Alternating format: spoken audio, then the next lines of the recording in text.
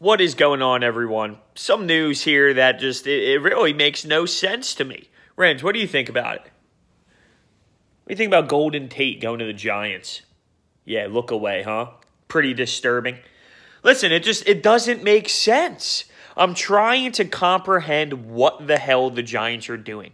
They go out and sign Golden Tate for 4 years, $37.5 million, and I just don't understand. What is their path? Are they going to rebuild, or are they trying to somewhat be still competitive? What is the reasoning of signing a slot receiver like Golden Tate for that type of money at that age after letting Odell Beckham go? I don't understand what the upper management is trying to tell the fan base. What is their plan? What's their identity going into next year? As an Eagles fan, it really is laughable. I can't comprehend it. They really are becoming the new Browns. I try and sit here and say, oh, okay, it's because of this, or it's because of that. There is none of that. It just doesn't make sense. There's none of it. There's no logic behind any of these moves that they have made so far this season. Keeping in mind that Odell is still on the books for the cap hit. It's a mess. It literally is a dumpster fire, and it makes me appreciate Howie Roseman and the Eagles. And when I sit here and I discuss Howie and I question some moves and I say that he's normally A+, but right now he's a B, I take a look at the Giants right now and I say, hallelujah, that we are not them.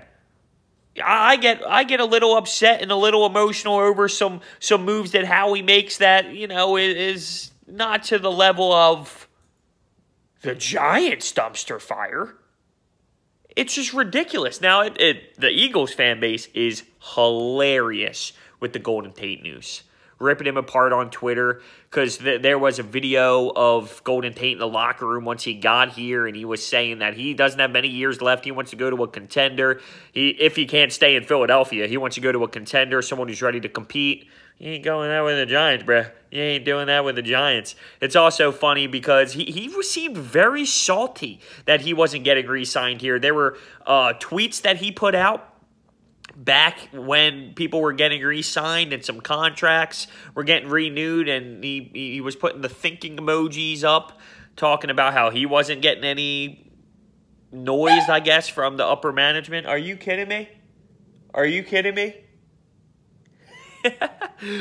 But yeah, no, it's funny that the fan base is kind of getting on Golden Tate right now. And he's a good dude, a good person. It doesn't seem like he was a negative guy. He carries himself well, but he did seem salty about the Eagles not pursuing him and not going after him to stay here. But what are he supposed to do? One, he didn't make much sense here. It didn't work. It was a good attempt. It was a try there at the trade deadline. We had to try and make some noise. We wanted to acquire someone. It was worth the shot, but it didn't work out, and that's fine. And, I mean, I can't imagine him not realizing that. Did he see the situation last year? Yes, he had a big catch for us in the playoffs against the Chicago Bears, which was phenomenal, but overall, it wasn't like he was someone who produced. It just didn't fit. It didn't fit. He's not a bad slot receiver, but he is getting up there in age. He likes to keep talking about, and because he keeps tweeting this, by the way, he talks about how great he is after the catch, and I get all that. But it was not a fit here for the Eagles. It didn't make much sense, and for us to keep Nelson Aguilar for 9.4 on the books, and for us to kind of have our wide receiving core together, it just didn't make sense. So he is a little salty about it. But at the end of the day, this is the conversation. Giants, figure it out. Have a path. It's either you're tanking or you're not. There's no reason to spend this much money on someone like Golden Tate. I don't want to hear the crap that you need a new wide receiver because you lost Odell. This contract makes no sense. The addition of him makes no sense. To add a slot receiver of his age, and it doesn't make sense. The logic's not there. So down below, get on them. Get on the Giants. Get on them, rip them apart. I'm curious, how bad do you think their record's going to be? How bad? How many wins are you putting on the Giants? 3?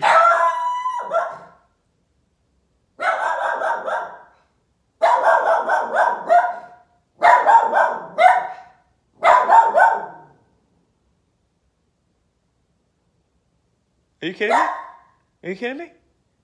All right, we gotta get this. We gotta get this guy to stop barking. This is what he does. A little sports talk with Broads, dog talk with Broads here. This is what he does. Hey. First off, hey. This is a little watch area, all right?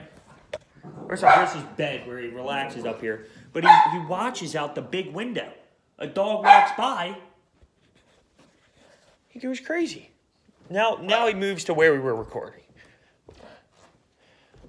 You all right? I think he's upset that the Giants stink. Better not be a Giants fan. I got him an Eagles jersey, so there's no way. Oh, you got to relax? There you go. Relax. Relax. Okay, so where were we? I think I was asking you how many wins you think the Giants are going to get. And, you know, it's got to be 3, 4. They're going to find a way to win a football game, you would think. You would think. Or are they going to go full tank mode to go get Trevor Lawrence in a couple years? That was something I was thinking about. Are the Giants going to go full tank mode to try and go out and grab someone like Trevor Lawrence, and then they're going to have a scary-ass quarterback for years to come because that kid's a stud? That would be the worst. That would be the worst. But really, for the Giants, it's something I sit here when I look at the division as a whole, and I know it's so year to year, considering and in the NFC East, there's not many teams that go back-to-back winning the division. It never is. It seems like it really never is in so many years. So every year we look into this, and this team's good, this team's good. The Giants literally are ridiculously nowhere even close. But can they beat Washington? Without Washington's hot start last year, are they good? Are they good? Can we say Eagles, Cowboys, Washington, Giants? Is that it? Because I feel like everything... We always think this. We always think it's going to be a specific way. Maybe the way I just ordered it. Maybe some people have Dallas, Philadelphia, Washington, Giants, but those people are wrong. We always think it's going to be something. And with the NFC East, it's completely different. It's absolutely completely different. So what if the Giants pop in a couple more wins? At this point, if you're the Giants and you're a Giants fan, if you go 5-11, are you happy? Or would you rather suck and go 2-14 and try and grab maybe a running back with the second overall pick? That's what this all comes down to. Honestly. Everyone wants to talk about Saquon Barkley and how amazing he is, and he is. He is. But haven't we just noticed with the deals that are going down, the running back position isn't lethal anymore?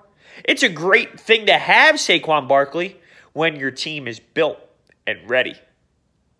Not now. Because here's the problem. It takes, another 2 years to get your quarterback, then another 2 years for him to get ready. Well, now Barkley's 6 years in. This is his value time. This is when he's going to be shredding up defenses left and right. So now you're getting Barkley 6 years in, which I get it. He's still a good piece, but with the running backs these days, they don't last long. There's not much value. Then what are you going to do? The Giants are going to pay him big-time money? Well, that screws everything up. You're seeing it now. The big wide receiver debate has been out there because of Antonio Brown and Odell Beckham. When you take a look at the Super Bowls and the teams that have won and the wide receivers on those teams, they're not highly paid receivers. They're not these big-time receivers. You know why? Because when you spend that much money, it affects everything else. The salary cap, you really got it. You really have to keep that under control. You spend it 20, I talked about it, 16, 17, 18, 19 mil, whatever Antonio Brown's getting. Well, that affects everything, especially when your quarterback's already getting the payday. It's a little bit easier, and you're noticing that with the NFL when your quarterback's on a rookie deal. When he's not, you have to watch out for that. That's why you can take a look at the Browns and say, well, that will make sense because you're still rocking Baker on a rookie contract. But once you got to give that payday to the QB, it changes everything. So who knows? Who knows? Because I just said that, and when the Giants finally do get their guy in a few years, he'll be on the rookie deal. But I don't know what the hell the Giants are doing is the moral of the story. Thank you so much for listening. Comment down below on how dumb the Giants are. See you next time.